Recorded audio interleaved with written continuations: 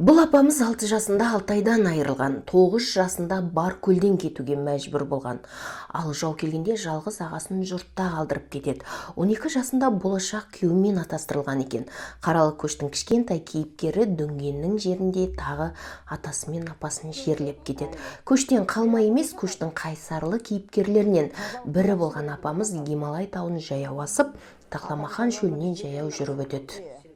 Ay maşallah. As bolsun anne, şifa bolsun.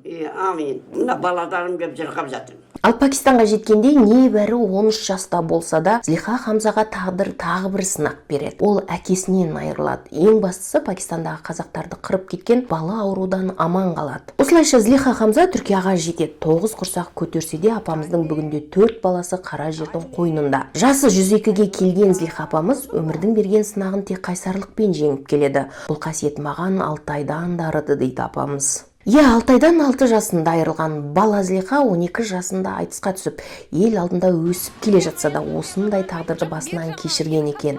Апамыздың Түркиядағы өмірі туралы толығырақ білгіңіз келсе, төмендегі сілтемеге өтіп пікір қалдырыңыз, Түркия қазақтарының өмірін таратыңыз.